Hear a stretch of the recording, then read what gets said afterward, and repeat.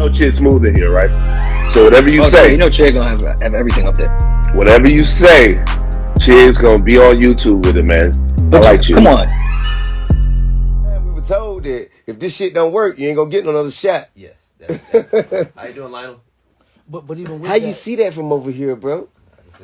Boy got cat eyes. But even with that, you know what I'm saying, like that said a lot about you. I mean, like in their ambitions towards you.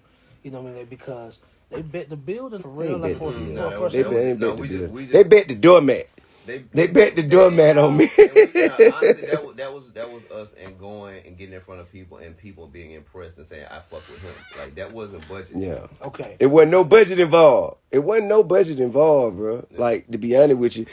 But at the same time, when you listen to the Beanie Man record, I'm probably still the only Southern hip hop nigga to have a reggae dance hall motherfucker on the hook. And we still brought that nigga to Bankhead. Right. And we brought Beanie Man to Bankhead. And that's the way that we perceived it because at that time we didn't have access. Right. You know what I'm saying? And there wasn't no internet to even show motherfuckers with everybody in other hoods and other cities what was going on. Right.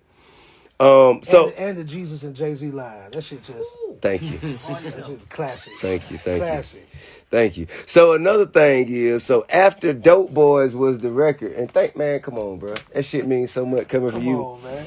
Motherfucking, when Dope Boys was the one that poked its head up, I said, shit, if this what they like, I'm finna give them a whole album full of this shit and call it trap music. And so that's basically what it was. And but what I did then was I made a conscious decision to dumb my material down. Damn. See, you know that when I came out with money, hoe, cars and clothes. That's all my, because that's what I felt like motherfuckers.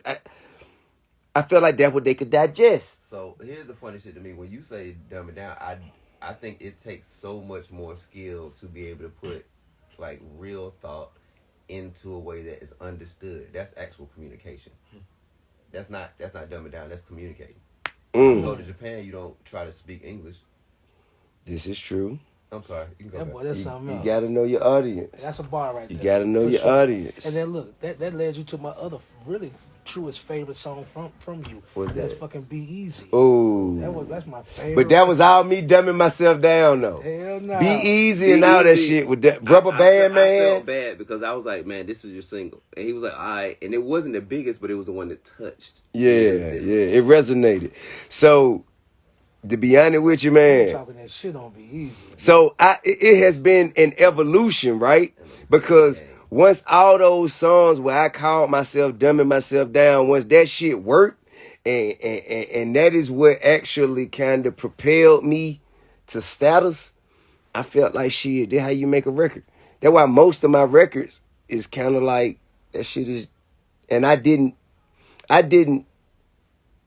make enough of a fuss and apply enough effort into taking those album cuts, taking those records like, you know, Be Better Than Me, records like Still Ain't Forgave Myself, like records like What Happened, you know, records like it's just so many of those records. Well, I'm rapping my motherfucking ass off, but them ain't the records I put out.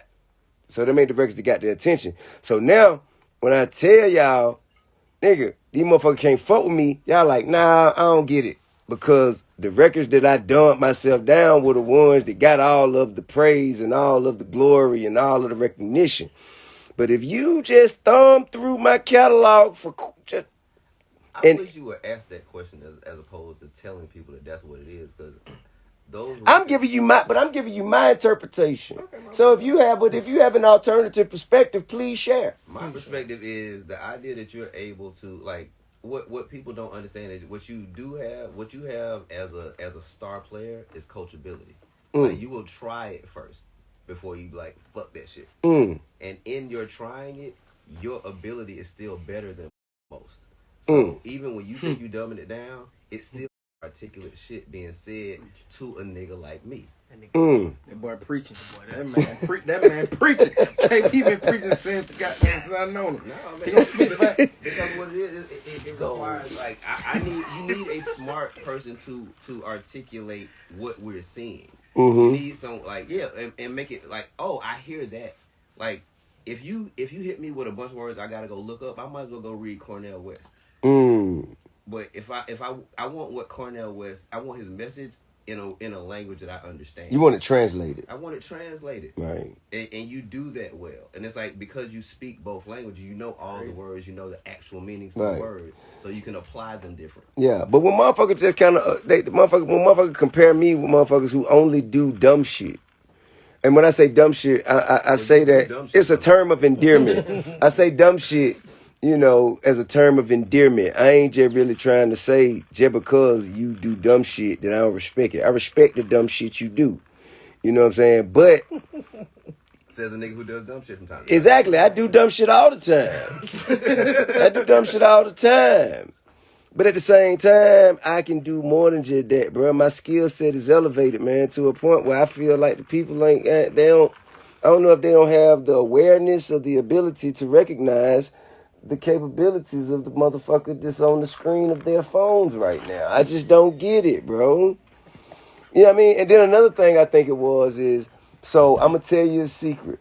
After the paper trail run, whatever you like, live your life, dead and gone. 3 number 1 records, back to back to back. 1 number 1 unseated the next number 1, which unseated the next number 1. So, that's when I start making music with the purpose and intention of making a hit. And as they say, whenever you goddamn consider making money when you making music, God lead the room. 100%. Ooh, boy, that'll preach. Come on now. Now that's church. And to be honest, that's that is a transgression that I accept. But the skill set never went nowhere, bro. The skill set never went nowhere. Now, mind you,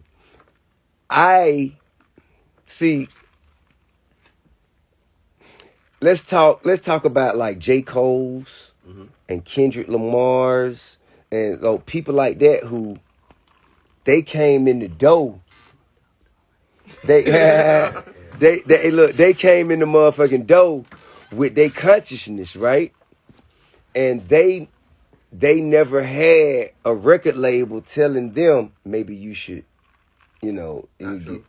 You don't think so? J. Cole will express that his first project was record company conversation first. When he stopped So I just succumbed to the millions. You you actually got success and enjoyed it. But it seemed like if I just would have went on stage with what I was with by now, but then I wouldn't be as rich as I am. So you wouldn't have the opportunity to now go and do what you choose to do. Yeah. See, these are the conversations we have here, man. But the thing is, bro, my nigga. And it's trying. Like the thing is, if you don't know until you